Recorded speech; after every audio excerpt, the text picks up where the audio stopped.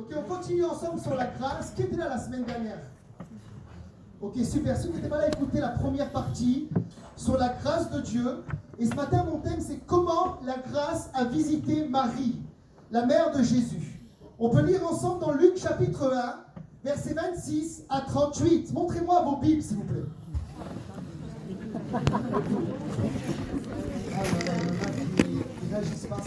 Montrez-moi vos Bibles.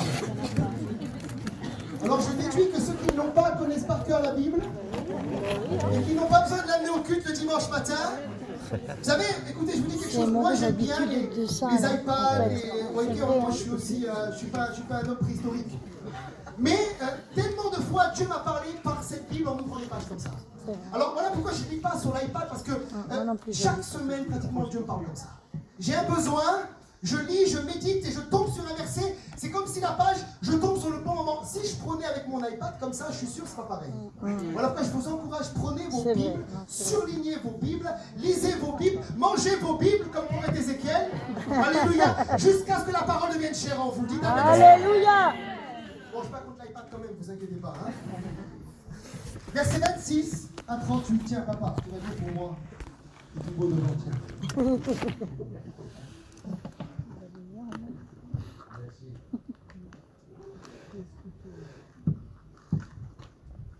Au 6e mois, l'ange Gabriel fut envoyé par Dieu dans une ville de Galilée appelée Nazareth, auprès d'une vierge fiancée, un homme de la maison de David, nommé Joseph. Le nom de la vierge était Marie. L'ange entra chez elle et dit: Je te salue, toi à qui une grâce a été faite. Le Seigneur est avec toi. Troublée par cette parole, Marie se demandait ce que pouvait signifier une telle salutation. L'ange lui dit: Ne crains point, Marie, car tu as trouvé grâce devant Dieu. Et voici, tu deviendras enceinte, tu enfanteras un fils, et tu lui donneras le nom de Jésus. Il sera grand, il sera appelé fils du Très-Haut, et le Seigneur Dieu lui donnera le trône de David, son père. Il régnera sur la maison de Jacob éternellement, et son règne n'aura point de fin. Marie dit à l'ange: Comment cela se fera-t-il, puisque je ne connais point d'homme?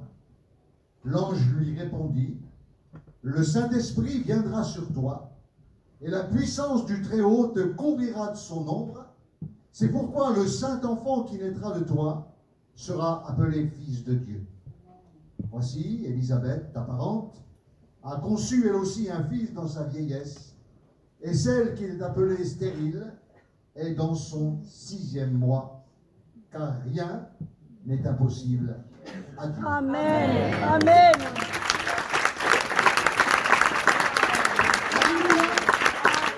Dans ce récit que nous venons de voir ensemble et de lire, le récit de l'Annonciation, la Bible dit que l'ange va parler à cette femme qui vivait sous la loi, qui s'appelait Marie, et Dieu va lui faire une grâce. On a vu ensemble que Marie n'était pas forcément meilleure que les autres, elle était vierge, certes, mais dans ce temps-là, c'était comme ça, les gens suivaient la loi de Moïse, et Dieu va lui faire grâce parce qu'il a décidé de lui faire grâce.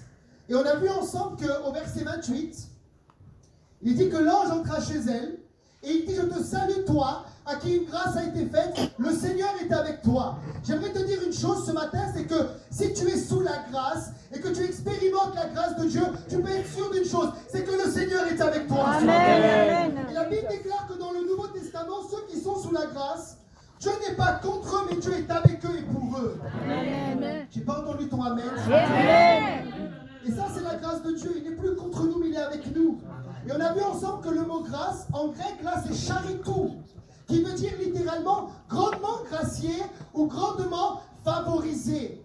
Et j'ai dit une définition de la grâce qui pour moi est la meilleure. La grâce, c'est être favorisé par Dieu. Amen. Ça ne veut pas dire ce matin que tu n'as pas de combat, qu'il n'y a pas de lutte dans ta famille, dans ta maison. J'ai expliqué comment la semaine dernière, mon enfant est né, il aura 15 jours demain, et il est né avec un double cordon autour du cou plus un nœud. Et les médecins avaient 10 minutes pour sortir l'enfant, ils l'ont sorti en 8 minutes. Donc je ne dis pas ce matin que la grâce t'évite des problèmes, mais dans tes combats, tu es un favorisé de Dieu. Amen. Ça veut dire que là où c'est impossible, c'est possible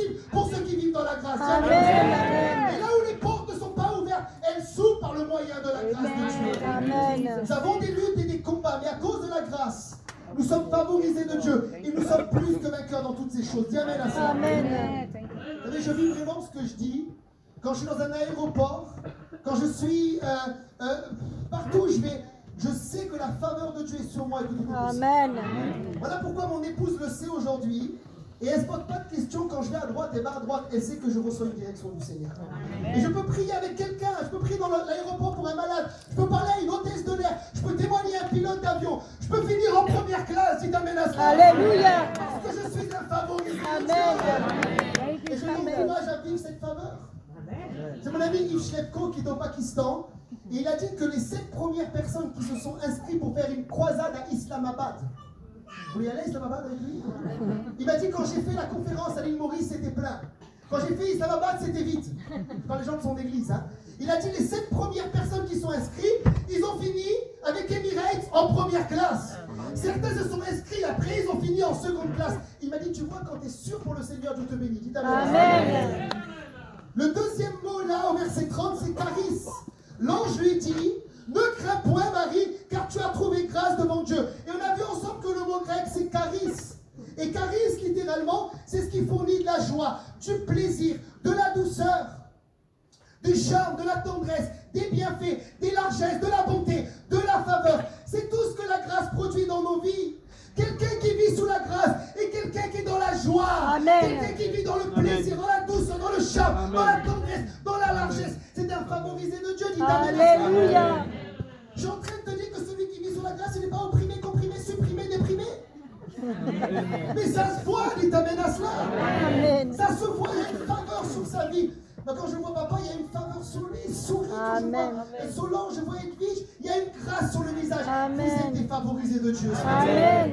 Et une autre définition de la grâce, c'est la grâce est une faveur imméritée. Et c'est là où ça cloche. Parce qu'on a appris, à travers notre enseignement ou l'église traditionnelle, à faire pour obtenir quelque chose. Et tout d'un coup, la révélation du Nouveau Testament qui est faite à Marie, une femme qui est sous la loi, c'est que Marie, tu vas hériter d'une faveur qui est imméritée. Ça, c'est la grâce. Et j'ai pris cet exemple pour expliquer que sous Napoléon, il y avait un déserteur qui a quitté l'armée et il a dû sortir à la campagne de Russie, celui-là.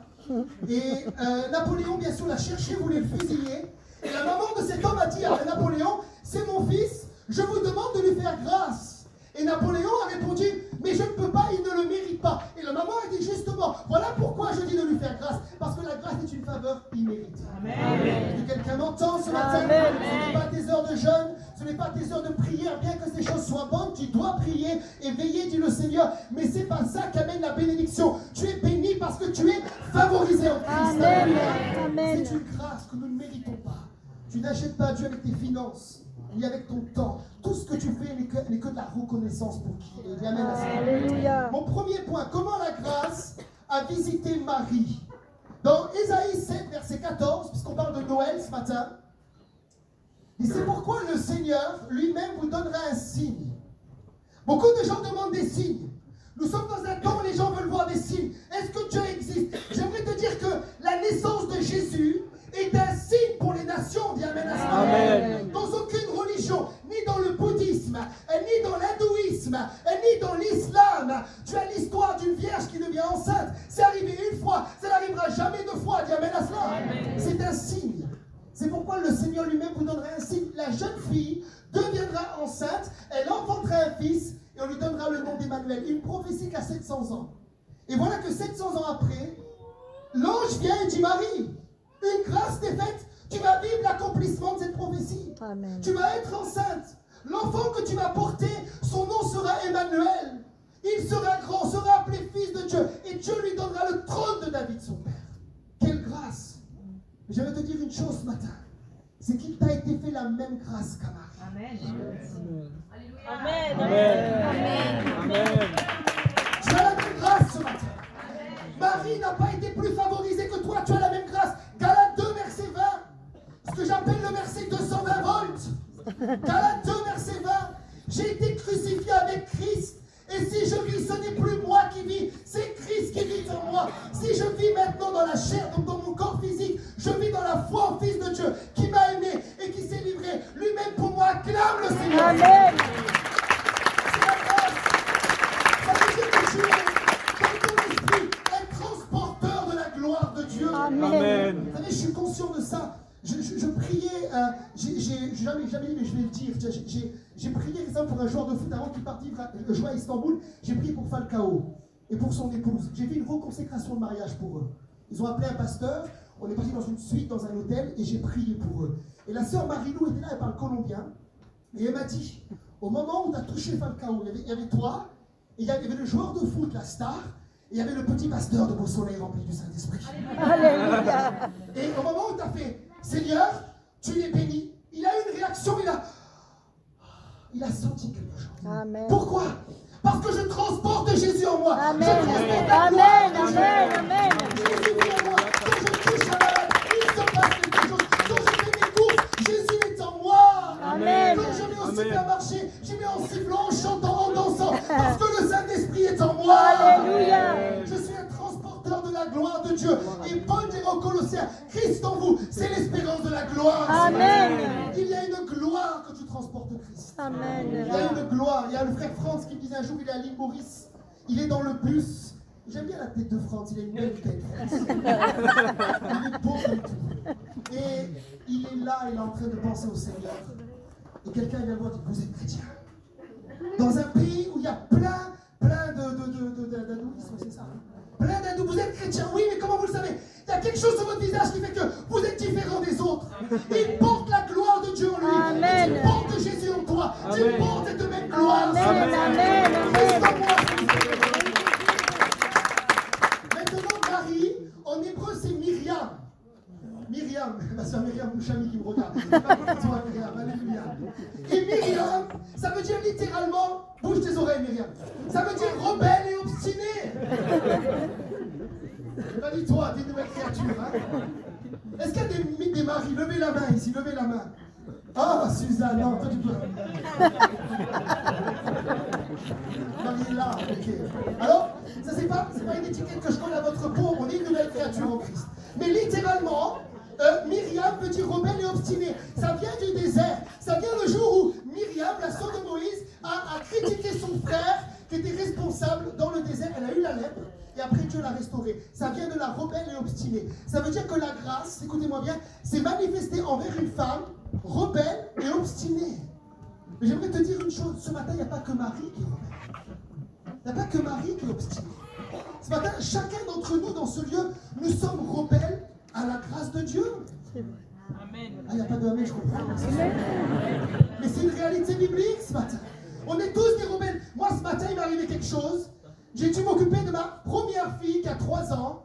Parce que ma femme dort très peu avec le bébé, elle fait les nuits. Et moi, vous savez, c'est moi, ne coupez pas sur moi, chacun est pas. Moi, si j'ai pas un minimum 1 heure dans la présence de Dieu, c'est comme si j'ai pas prié. Il faut que je prie minimum 1 heure. Alors je calcule tout, pour prier 1 heure. Même quand je prie 10 minutes, je sens que bon, c'est bien, j'ai pris un petit apéro, mais il me faut un minimum 1 heure. Alors je calcule tout, et je sais qu'elle dort à cette heure-là pour que je prie. Et ma fille se réveille. Et là, je vois mon heure de prière qui va tourner.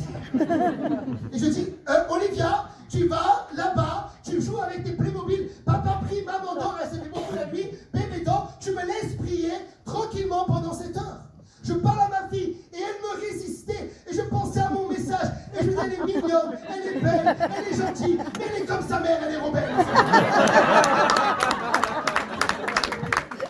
C'est la nature de l'homme. Elle m'a tellement fatigué que j'ai fait un truc, ne faites jamais ça à part prier. J'ai mis les dessins animés pour qu'elle me laisse tranquille. Et j'ai prié pendant 1 heure. Dites amen à cela. J'ai prié pour vous ce matin. Dites amen à cela. Alléluia. Mais la nature de l'homme est rebelle, même les enfants. Éphésiens 2, verset 1 à 3. C'est Paul qui lit cela. Vous étiez morts par vos offenses et par vos péchés dans lesquels vous marchiez autrefois. Il parle à des croyants nés de nouveau. Selon le train de ce monde, selon le prince de la puissance de l'air, de l'esprit qui agit encore maintenant dans les fils de la rébellion. Pourquoi la Bible appelle l'humanité les fils de la rébellion? Parce que l'homme a hérité d'une nature pécheresse qui vient d'Adam. C'est le premier rebelle. Dieu a dit, tu ne toucheras pas l'arbre. Ils ont mangé l'arbre. Ils ont été exclus de la présence de Dieu. Et l'humanité entière est appelée les fils de la rébellion. Est-ce que ça vous choque? Mettez BFM TV, vous verrez si je mens. Mettez BFM TV. Voyez les grèves, voyez les disputes. Dans tous les pays du monde, il y a une rébellion, et surtout en France. C'est ça, si tu es chrétien français, tu es chrétien plus que français. Dis amen à cela. Amen. Rebelle à Beau Soleil. Alléluia. Et les gens transportent la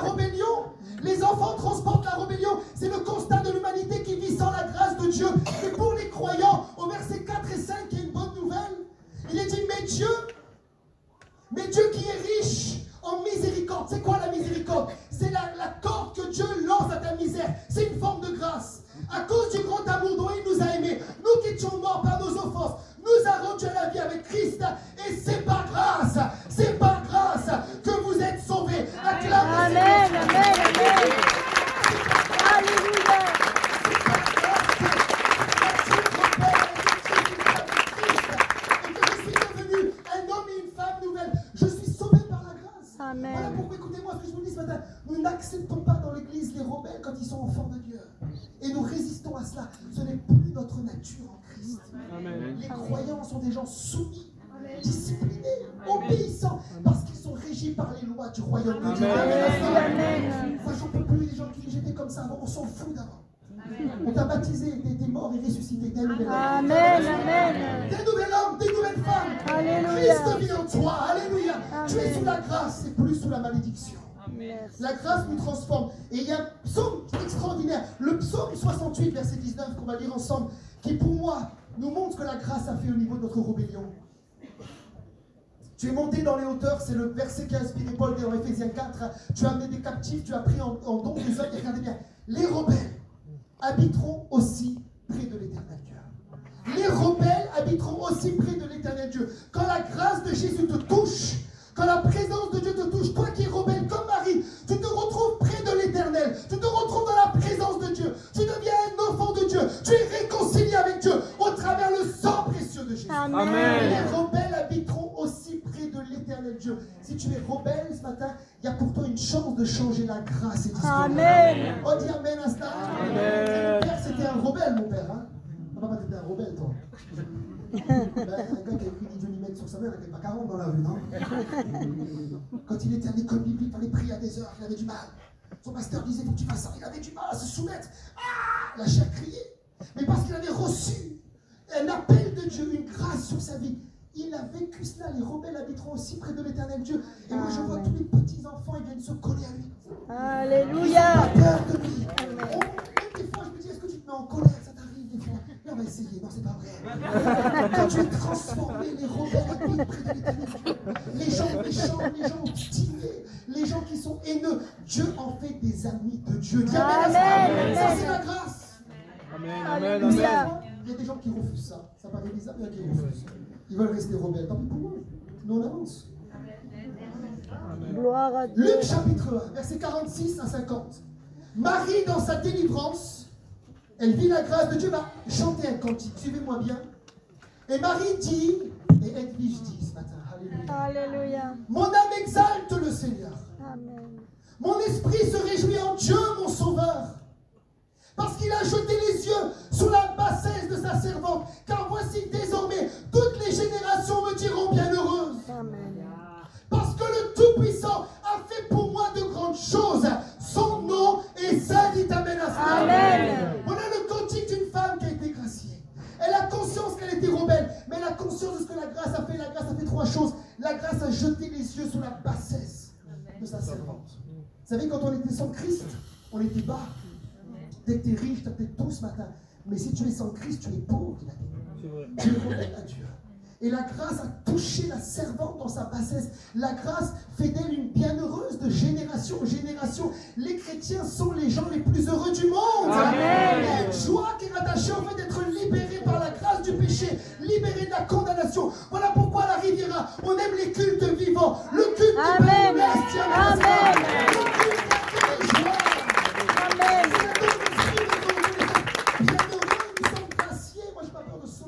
Je suis gracié. Amen. Et il est dit, parce que le Tout-Puissant, mais le rapidement, le Tout-Puissant a fait pour moi de grandes choses.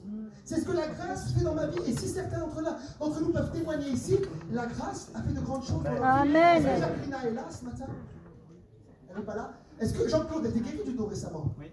Viens le dire devant aussi, rapidement. Viens. Amen. Avec moi, il faut être pris tout le temps. Alléluia. Valentin, est-ce que Valentin est là? Non, maman Grand Guillaume, viens témoigner pour ton fils rapidement aussi. Viens témoigner pour ton fils. Et Jacqueline qui a été guérie aussi. La grâce fait encore des grandes choses. Est-ce qu'on peut les applaudir, les encourager? Alléluia. Alléluia. Je ne vais pas dire avant. Et là, tu as passé une bonne louange. Alléluia. Effectivement, j'avais mal au dos, c'était un mardi soir. Et du coup, Stéphane a voulu qu'on prie tous pour tous ceux qui avaient des problèmes de dos. Et nous a dit de mettre notre main dans le dos. Et du coup, j'ai mis ma main. Et un quart d'heure après, j'avais plus rien. Amen. Le prochain baptisé. Alléluia. Alléluia.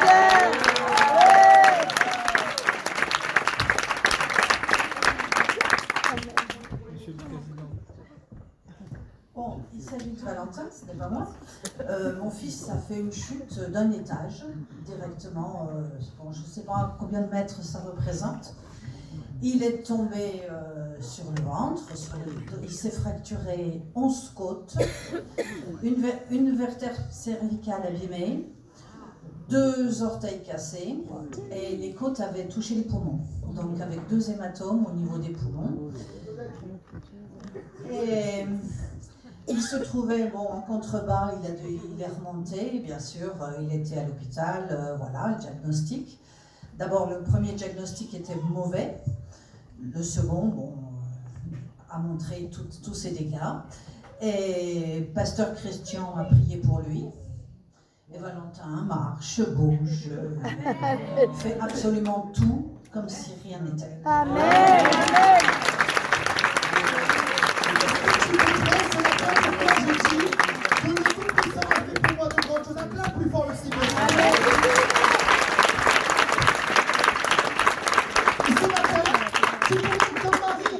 Tu pourrais toi-même créer ton propre cantique.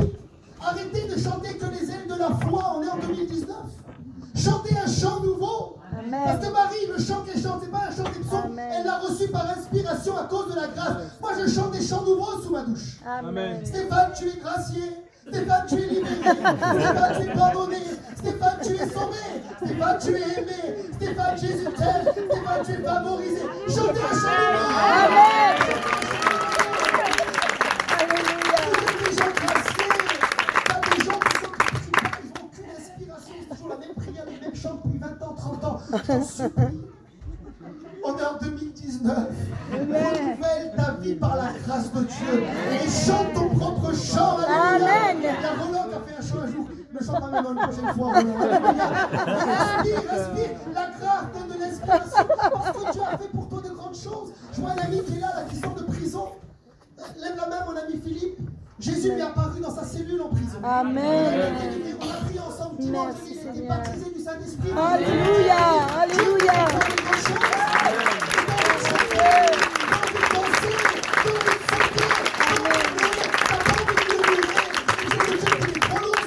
T'as juste envie de rester adoré. Amen. Deuxième point.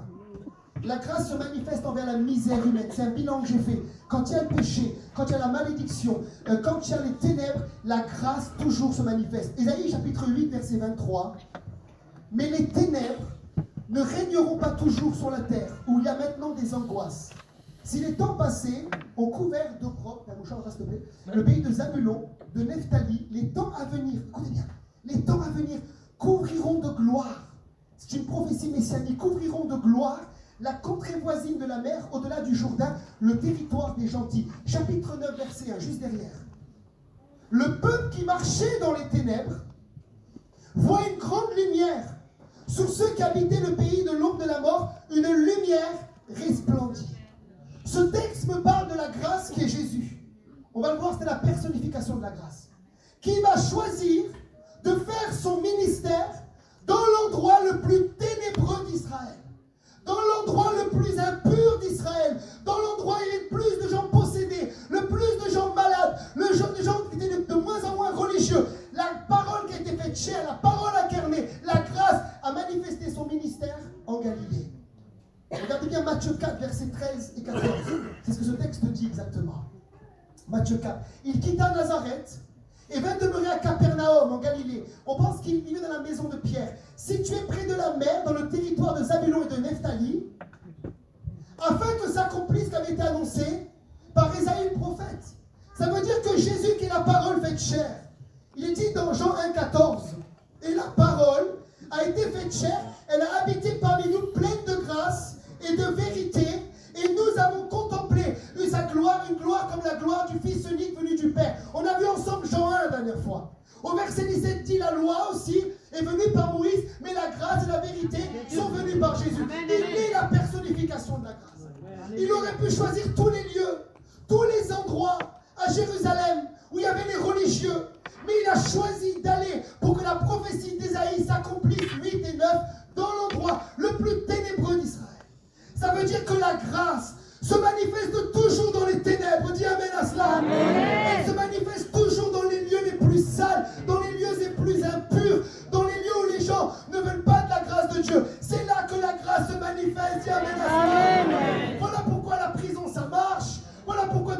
seras béni dans le nom de Jésus. Amen. Parce que le Seigneur est avec toi et parce que la grâce se manifeste dans les ténèbres. C'est à tel point, regardez bien, que Nicodème dans Jean 3 reconnaît Jésus. Nicodème est le docteur d'Israël, il vient de nuit. Parce qu'il a peur de perdre sa réputation. Je t'en supplie, si tu es chrétien, sois chrétien de jour ce matin. Amen. Et il va parler aux Juifs. Regardez bien dans Jean 7, verset 52. Ils vont se moquer de lui. Jean 7, 52. Ils lui répondirent, es-tu aussi galiléen? Examine. Et tu verras que de la Galilée, il ne sort point de prophète. Si Jésus serait venu de Jérusalem, de Bethléem, qui est à côté, il est né à Bethléem. Il aurait été prophète, mais un homme qui vit en Galilée, c'est pas un prophète. Là-bas, c'est trop ténébreux. Là-bas, il y a le Gadarénien qui est pas loin. Là-bas, il y a tous les hommes qui sont là, qui sont liés par le péché, à tel point que, frères et sœurs, quand vous lisez les évangiles, quand Pierre se retrouve dans la cour du Sanhédrin, la Bible dit qu'ils vont le reconnaître à son accent galiléen. Ils avaient un accent différent, on les mettait de côté. Et c'est là que la grâce incarnée va se manifester. Amen. Ça veut dire que la grâce est attirée par les ténèbres. On continue, on voit que Jésus est né à Bethléem. Il fait son ministère en Galilée, et entre-temps, il fait une pause dans une ville qui s'appelle Nazareth. Alors Nazareth, regardez bien, quand on annonce que Jésus vient de Nazareth, Jean chapitre 1, versets 45 et 46, la règle continue. Pierre rencontra Nathanaël et lui dit, nous avons trouvé celui de qui Moïse a écrit dans la loi. Il a une révélation et dont les prophètes ont parlé. Jésus de Nazareth, le fils de Joseph. Verset 46, Nathanaël lui dit, peut-il venir de Nazareth? Quelque chose de bon. Philippe lui dit, viens et vois. Dis amen à cela. Amen. Ça veut dire que Nazareth, quand vous regardez sur Internet, tu as des gens qui doutent même que Nazareth existait. Parce que Nazareth est écrit ni dans la loi. Flavius Joseph n'en parle pas, ni dans le Talmud. Personne ne parle de Nazareth. Et beaucoup ont dit que c'est une ville inventée, parce que c'est impossible que cette ville existe, tellement elle était petite. Sauf que comme la Bible est toujours vraie, dis amen à cela, Amen. les archéologues ont fouillé, et ils ont trouvé des maisons d'un siècle avant Jésus. Donc Nazareth existait bien au temps des évangiles. dis amen à Amen. cela. Amen. On a même retrouvé la maison où Marie a reçu l'ange. On a trouvé cette maison et on sait qu'elle est vraie. Parce qu'on voit qu'au 1er siècle, plusieurs pèlerins venaient. C'était juste après Jésus, 50 ans, 60 ans, 70 ans, 80 ans après. Et dans cette maison, ils faisaient des cultes. C'était vrai, on savait que Nazareth a vraiment existé. Amen. Mais à l'époque, c'était insensé de vivre à Nazareth. C'est comme si je dis, je veux un ministère reconnu de puissance et je vais prendre mon quartier général à l'Ariane. Marie a dit oui, hein. Ça va, je suis venu chez toi, Marie, hein, ça va. On a servi du saumon et des œufs. Alléluia. Et merci pour cela, Marie. Amen. Mais ça paraît fou. Comment la grâce ne finit pas à Jérusalem? Comment la grâce se manifeste dans l'endroit le plus pollué d'Israël? Une ville dont on doutait même l'existence, encore aujourd'hui, sauf depuis que l'archéologie a prouvé que cette ville existait. La grâce s'est manifestée là. Et pour moi, écoutez bien, c'est une règle spirituelle. Dans Romains 5, verset 20, Paul dira, or la loi est intervenue pour que l'offense abondât. Mais là où le péché abonde, la grâce surabonde. Amen. Surabonde. Alléluia. Là où le péché abonde à Nazareth, là en Galilée, où il y a des malades, c'est là-bas que Jésus était. Il n'était pas avec les pharisiens à Jérusalem, il était avec les misérables. Il était autour du lac, il guérissait les malades, il chassait les démons. C'est là-bas qu'il va rentrer à Bethsaïda, qu'il va guérir un homme en 2 fois qui était aveugle. C'est là-bas que tout va se passer dans Marc chapitre 1. C'est là-bas à Capernaum qu'il chasse un démon dans une synagogue. C'est là-bas que dans la maison de Pierre, on fait descendre un paralytique, on casse le toit. Jésus le regarde et dit, homme, tes péchés te sont pardonnés. Puis je te le dis aussi, lève-toi, prends ton lit et marche. Amen. C'était là-bas. Parce que là où le péché abonde, la grâce surabonde. Amen. Et ça, on ne le comprend pas. En tant que chrétien, on dit, cette personne ne pourra jamais changer. Cette personne est trop malade pour être guérie. Cette personne est trop liée pour arrêter de fumer. Cette personne ne rencontrera jamais Jésus. Est-ce que tu crois que Saul de Tarse avait les critères pour devenir l'apôtre Paul? Est-ce que tu crois qu'un terroriste meurtrier qui amenait des migrants, c'est ce qui se passait, hein? On l'a vu la semaine dernière, il amenait des migrants de Jérusalem jusqu'à Antioche. Les migrants qu'on a aujourd'hui en Europe, c'était la même chose en Israël, mais à cause de Saul de Tarse. La grâce l'a visité. Il y a eu ce qu'on appelle un tout à coup de Dieu, une lumière qui vient. Il est touché par la grâce. Il devient l'apôtre Paul. Les cœurs les plus durs sont les candidats pour la grâce de Dieu. Amen. Ils sont les candidats au changement. Alléluia. Voilà pourquoi je prêche l'évangile avec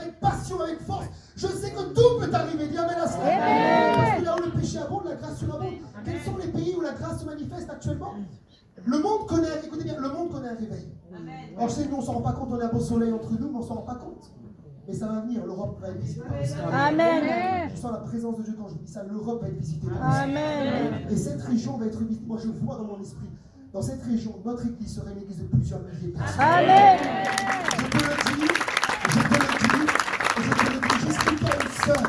j'expliquais à une sœur encore récemment, quand j'étais enfant, j'étais dans l'église de papa, j'avais 11 ans, j'ai entendu le Seigneur me parler pendant que tu prêchais. Tu as dit, David n'a pas bâti le temple, c'est Salomon. Et quand tu as dit ça, je savais que toute ma vie, je serais pasteur à Beau Soleil et qu'avec le temps, comme Salomon, nous bâtirons. Amen. Amen. Et je sais que s'il n'y avait pas eu David, il n'y aurait pas eu de Salomon. Il a été le guerrier. Alléluia. Alléluia. Il a arraché les puissances des ténèbres. Pour qu'on ait une salle comme ça. Dis Amen à cela. Amen. C'est le temps pour le maison de Dieu. Puisse grandir. Alléluia. Amen. Vous savez, quand j'étais encore là au Canada, j'ai mangé avec un pasteur. Les assemblées de Dieu, il me dit alors tu veux pas venir, viens, on te prend encore, viens avec ta femme, viens, tu feras de la télé souvent, viens au Canada, viens, on donne une église. Fous-moi la paix, je veux pas, je veux rester à Beau Soleil. S'il n'y a pas que la gloire de Dieu va se manifester. Et j'y crois dur comme fer. Amen. J'y crois dur comme fer. C'est la raison pour laquelle nous vivons. Notre destinée est liée au réveil. Dis Amen à ça. Amen. Et nous croyons que l'Europe va être visitée. Mais aujourd'hui, pendant que je vous prêche, quel pays est visité? L'Asie, l'Afrique, l'Amérique du Sud. Dans ces pays-là, il y a le réveil. Pourquoi? Parce que le péché abonde. Moi, j'ai prêché en Afrique. Pendant que tu prêches l'évangile, tu as des sorciers qui font des... La malédiction sans cause n'a aucun effet. Alléluia. Amen. C'est rempli de sorciers. Il y a des églises. Tu n'as pas une église de minimum 1000 personnes là-bas, tu es un rigolo. Tu ne prêches pas le vrai évangile. Il y a des guérisons spectaculaires. Ça, ne jugez pas. Les gens jugent ce qui se passe dans le monde. Mais c'est normal, on n'est pas dans le réveil, on ne sait même pas ce que c'est qu'un réveil. Et on juge. Tu vois, ça n'est pas du Seigneur. Qu'est-ce que t'en sais? Dieu est plus grand que ton intelligence. Mais tu prends le Saint-Esprit, tu le mets dans une boîte, il va te rester la boîte, mais sans Saint-Esprit. Il y a un réveil. Parce que là où le péché abonde, la grâce surabonde. Amen. Amen. Les temps viennent, nous, notre pays, parce qu'on est en train de s'enfoncer. Il y a des temps difficiles qui viennent sur la France. On est dans le même monde, oui ou non, ce matin? Parce que les temps difficiles, la grâce va surabonder. Amen. Merci pour ton Amen ce matin. Amen. Vous savez, la grâce, c'est une réalité, c'est une force. Voilà pourquoi certains chrétiens n'en sortent jamais. Ils veulent faire leur propre évangile par leurs propres efforts. Ce matin, je ne fumerai pas. Vous connaissez le film Le Pari? Ce matin, je ne boirai pas. Mais la force vient du ciel. La force vient du trône de Dieu. La force vient de la grâce de Dieu. Moi, je ne me force pas à ne pas tromper ma femme. Bon, elle est belle, j'ai de la chance, c'est vrai. Mais je l'aime et j'ai une grâce. J'y pense même pas. Il y a une grâce qui est là. Dis Amen. Amen. Vous savez, la grâce, elle est plus grande que notre péché. Romains 5, verset 17. Si par l'offense d'un seul, il parle d'Adam, la mort a régné, par lui seul, à plus forte raison, ceux qui reçoivent l'abondance. Il n'est pas dit qu'ils reçoivent la grâce, ils reçoivent l'abondance de la grâce et le don de la justice. On est justifiés par la grâce, pas par les œuvres. Régneront-ils dans la vie, pas dans le siècle à venir, mais dans la vie aujourd'hui, par Jésus-Christ, lui seul. Dis Amen à cela. Amen. Le mot abondance en grec, c'est pérésia, qui veut dire surabondamment, d'une manière superflue. La grâce s'est manifestée dans nos vies de manière superflue, à tel point qu'on peut même un peu en donner aux autres. Tu veux un peu de grâce, tu apprends un peu de grâce. De manière débordante, elle s'est manifestée encore davantage d'une autre traduction de pérésia. Il y a une abondance de grâce en Jésus. Arrête de vivre comme quelqu'un de pauvre. Arrête de vivre comme quelqu'un d'opprimé. Si tu es chrétien, il y a une abondance de grâce en Jésus. Amen. On l'a lu ensemble dans Jean 1, il est dit grâce pour grâce. Ça ne s'arrête jamais. Et l'abondance de la grâce te donne de régner. Il y a des chrétiens qui ne règnent pas dans la vie. Leur vie, c'est vite. Je dois attendre le ciel. Il me reste 20 ans à vivre. Dans ce corps mortel. Quand tu as l'abondance de la grâce, crois-moi que tu marches sur les serpents et les scorpions. Amen. Tu marches sur la puissance de l'ennemi, rien ne peut te nuire. Amen. Quand tu es dans l'abondance de la grâce, tu dis à cette cigarette, dégage au nom de Jésus. Amen. Tu dis à l'alcool, je ne veux plus de toi. Amen. Tu marches sur le péché, tu marches sur les oppressions sataniques, tu peux même marcher sur la maladie ce matin. Amen. L'abondance de la grâce te donne de régner dans cette vie. Tu es un roi et tu es un sacrificateur. Mais tant que les chrétiens n'ont pas la révélation de la grâce, ils vivent sous la loi, ils vivent condamnés, ils vivent accusés, ils vivent opprimés. Tu as besoin d'une révélation de l'abondance de la grâce. Dis Amen à cela. Amen. Pourquoi la Bible parle de l'abondance de la grâce? Est-ce que le sacrifice de Jésus n'a pas été abondant pour nous? C'est à la croix que tout se passe. Quand Jésus meurt, c'est une abondance de grâce. Quand l'eau, quand le sang sort de lui, c'est une abondance de grâce pour nous. Et tu peux le saisir par la foi. J'ai bientôt fini. Comment vivre cette grâce? Elle est disponible pour les gens humbles. J'aime beaucoup ce passage, beaucoup le comprennent mal. Quand Jésus parle des béatitudes, il dit « Heureux les pauvres en esprit, car le royaume de Dieu est à eux. » Alors, t'en as qui confondent les pauvres d'esprit et les simplés. Oh, il est sympa, lui, il est simplé. Non, c'est pas ça. Un pauvre en esprit, c'est quelqu'un qui s'abaisse et se sent spirituellement petit. Ça vient, en réalité, Jésus parle d'un commentaire biblique de son époque qui vient d'Ésaïe, où dans Ésaïe, on dit que le Seigneur est près de ceux qui ont le cœur brisé, le cœur contrit. C'est ça un pauvre en esprit. Et si tu es pauvre en esprit, moi je me sens pauvre, je sais plein de choses, mais je me sens super pauvre, j'ai encore tout à apprendre. Et parce que je me sens pauvre en esprit, je bénéficie tous les jours de la grâce de Dieu. Mais si tu es arrogant, tu es orgueilleux, tu n'auras pas la grâce. D'ailleurs, dans Matthieu 21, 31, Jésus dit, je vous le dis en vérité, les publicains et les prostituées, il dit ça aux religieux, vous devanceront dans le royaume de Dieu. Dans le royaume, tu auras des prostituées, pardonnées bien sûr. Tu auras des publicains, des collecteurs d'impôts, et tu auras des pharisiens qui vont en enfer parce qu'ils ont refusé la grâce, parce qu'ils savaient tout, parce qu'ils connaissaient tout. La grâce est pour les pauvres d'esprit, la grâce est pour les gens simples, la grâce est pour les gens humbles, Amen. La grâce est pour les gens qui s'humilient. Dis Amen à cela. Si tu viens pour recevoir Jésus ce matin, et tu ne t'humilies pas devant lui, si tu es malade, on va prier pour les malades, mais tu viens comme ça, tu me regardes avec un air arrogant, la grâce ne coulera pas, elle coule sur les gens humbles. Amen. Jacques 4, verset 6, il accorde au contraire une grâce plus excellente. C'est pourquoi l'Écriture dit, Dieu résiste aux orgueilleux, mais il fait grâce aux humbles. Amen. Voilà pourquoi Dieu aime les ténèbres. Parce que dans les ténèbres, il y a des gens qui sont tellement mal. Moi j'ai vu des gens qui étaient au bout. Ils sont au bout du bout. Et quand tu parles de Jésus, ils acceptent rapidement. Quand les gens sont prétentieux pour tout savoir, écoute, laisse-leur galérer un peu, tu reviens dans 5 ans. Okay? Mais quand les gens n'en peuvent plus, c'est là que la grâce se manifeste. Amen. En prison, ils n'ont rien. Ils n'ont rien. La grâce coule. Quand le pasteur vient faire une visite, il l'accepte. Mais les mêmes gars dehors, avec des millions dans une grande villa à Cannes, ils ne veulent pas de la grâce de Dieu. La grâce coule sur les gens. Écoutez-moi, n'attendez pas d'aller mal pour être humble. Comment être humble? Il me dit, humiliez-vous donc sous la puissante main de Dieu. Il vous élèvera autant qu'on veut. Donc quand je fais des visites, quand je prêche, quand je prie, quand je fais des conférences, je dis Seigneur, je ne sais pas, je suis un pauvre en esprit. Donne-moi ta grâce. Et la grâce coule de la croix. Dis Amen à cela. Amen. Dernier point, Dieu est toujours un Dieu de grâce qui est toujours prêt à te faire grâce. Dis Amen à cela. J'aime souvent dire que Dieu n'est pas avare en grâce. Nous, on est avare des fois. Il y a des chrétiens, tu leur fais un coup, pendant 50 ans, ils t'en parlent. Pendant 30 ans, ils te disent, ce jour-là, tu n'es pas venu manger chez moi. Ce jour-là, tu as pris ma place au culte. Mais garde là ta place. Dieu n'est pas comme ça. Dieu est avare. Il n'est pas avare, il est généreux. En grâce, il est rempli de grâce. Tu pêches, il te relève. 7 fois le juste tombe. 7 fois il te relève. Amen. Je ne t'encourage pas à pécher ce matin. Quand vous lisez l'Épître aux Romains, la vraie grâce te libère du péché. Tite te dit cela aussi. Quand tu vis la grâce est une puissance contre le péché. Mais même si tu chutes encore, la grâce est là. Amen. Elle dans Jacques 1, verset 16 et 17. Ne vous y trompez pas, parce qu'on peut se tromper. Mes fils bien-aimés, il parle à des croyants, toute grâce excellente, tout don parfait descend d'en haut, du Père des Lumières, chez lequel il n'y a ni changement, ni aucune nombre de variation. Cette grâce est manifestée à Noël par la venue de Jésus. Il dit, ne vous y trompez pas. Tu as des gens qui se trompent, des croyants, ils sont encore sous la loi. Il m'arrive un pépin, c'est que Dieu me punit. Vous savez, moi, quand il m'arrive des pépins, je ne pense pas que Dieu me punit. Dieu ne me corrige pas en envoyant des cancers. C'est des fausses doctrines là, qui pensent ça, qui prêchent dans les églises. T'as un cancer, je pense que Dieu veut te punir pour te parler. Moi, ce Dieu-là, j'en veux pas. Tout don est excellent, le cancer, c'est pas excellent. Tout don parfait vient de qui?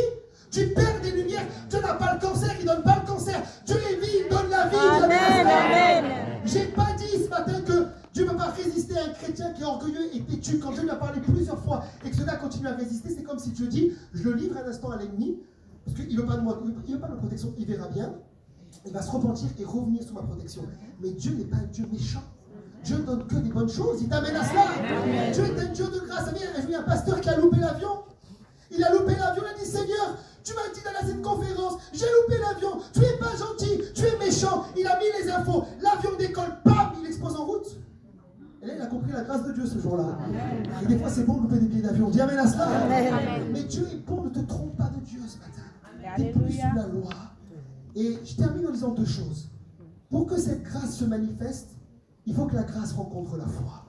C'est un principe que j'ai vu partout où j'ai prêché la grâce. Il faut qu'il y ait la foi. S'il n'y a pas la foi dans la grâce, dans l'œuvre de Jésus à la croix, il n'y a pas de changement, il n'y a pas de libération, il n'y a pas de guérison. Éphésiens 2, versets 8 et 9 nous dit, car c'est par la grâce que vous êtes sauvés, par le moyen de la foi. Et cela ne vient pas de vous, c'est le don de Dieu. Ce n'est point par les œuvres, afin que personne ne se glorifie. Tu dis amen ce matin. Amen. Pourquoi tu as peur de perdre ton salut alors? Il y a des gens qui vivent comme ça, ils ont peur constamment de perdre le salut. C'est quoi le salut? C'est une grâce. C'est une faveur. Donc toi tu penses que parce que tu vas faire plus, tu vas mériter ton salut. J'avais un rendez-vous avec un couple cette semaine, c'est dramatique. 2 heures, j'ai passé avec eux. Des années dans le christianisme. Quand j'écoutais leur doctrine sur le salut, j'avais peur. Je dis, mais comment tu es sauvé? Très peu seront sauvés. Oh, nous sommes sous la condamnation. Mais je dis, mais c'est pas la grâce.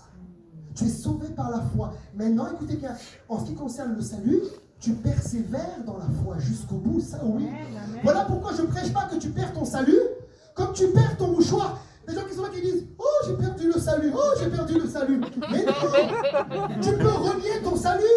Tu peux te détourner volontairement de Dieu, c'est Hébreux 6, et dire le salut, j'en veux pas. Cette grâce, je la méprise. Cette grâce, je la piétine. Cette grâce, elle n'est plus pour moi. Je retourne à ce que j'ai vomi. Tu peux perdre le salut comme ça, mais c'est pas écrit perdre le salut. Jamais c'est écrit une fois l'expression perdre le salut. Jamais.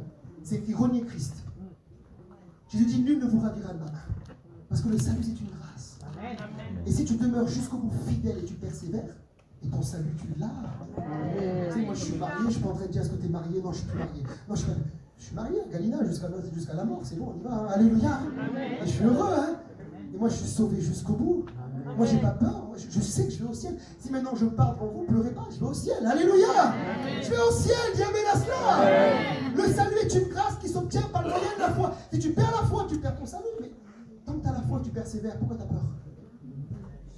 C'est une grâce. Vous savez ce que je vous dis, ça paraît évident, mais dans les églises, quand tu vois certains, ils ont 50 ans de conversion et tout d'être sauvés encore, moi je m'inquiète parfois. C'est une grâce par le moyen de la foi. Écoute bien, de la même manière, je termine, que tu as entendu le message un jour de la grâce. Tu t'es repenti. C'est ça la vraie foi. Tu t'es tourné vers Dieu, tu as demandé pardon, tu as reçu Christ et tu as obtenu le pardon de tes péchés. La grâce fonctionne pareil dans tous les domaines. Tu es malade, tu as un problème au cou, tu as un problème de torticolis. Tu pries, Seigneur, donne-moi la grâce de me guérir. Et tu prends par la foi. Et parfois, la foi t'amène à bouger ton cou, à faire des choses un petit peu folles. Tu sais, la foi, c'est pas toujours très académique. Mais la foi te donne de vivre des exploits. Quand Pierre va marcher sur l'eau, il marche sur l'eau par la foi. C'est la foi qui te donne de vivre des exploits. C'est la foi qui fait que tu marches sur l'eau sans couler. Quand il a peur, il va couler. Quand il doute, il va couler. Mais tant qu'il a la foi, il vit une grâce extraordinaire. Il marche sur l'eau. Et dans ta vie, la grâce se manifeste par le moyen de la foi. Dis amen à cela. Ça, c'est la Bible. C'est tout. Dis amen à cela. C'est tout. Il n'y a pas oui, mais la virgule dit que pour être sauvé, il faut souffrir. Mais non, Jésus a souffert pour toi. C'est fait. Dis amen à cela. Bien sûr, tu vas souffrir la persécution, tout ça. Mais tu persévères dans ces choses. Tu es sauvé, tu as la grâce de Dieu. Je conclus. Dieu t'invite pendant que le musicien vient. Dieu t'invite ce matin à t'approcher encore en 2019, cette période de Noël, du trône de la grâce. Dans Hébreux 4, verset 16, l'auteur parlera du trône de Dieu comme étant le trône de la grâce. C'est plus un trône de jugement pour nous les croyants. C'est un trône de grâce. Voilà pourquoi je vous en supplie. Je vous en supplie, n'ayez pas peur de vous approcher de Dieu ce matin. Il y a des gens qui ont peur quand ils prient, ils n'ont aucune assurance.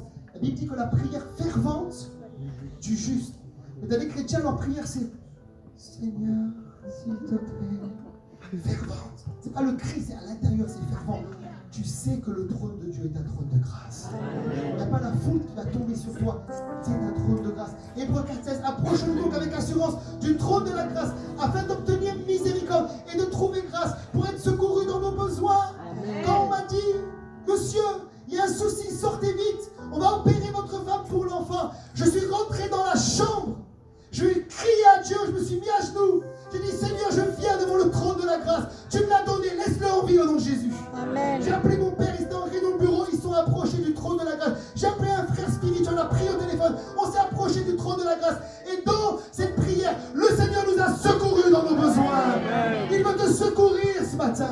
Arrête d'avoir l'image d'un Dieu méchant, d'un Dieu qui te veut du mal. Dieu est un Dieu d'amour ce matin. Approchons-nous. Donc, est-ce qu'on peut se lever dans la présence du Seigneur? Les bergers diront dans Luc, chapitre 2, verset 11, car aujourd'hui, dans la ville de David, il vous est né un sauveur qui est le Christ. Pose-toi la question ce matin, pourquoi il est venu, pourquoi il est né, pourquoi la grâce est incarnée, pourquoi on n'est plus sous la loi, pour te sauver ce matin. Et tu peux décider en ce culte, cette matinée, de devenir enfant de Dieu.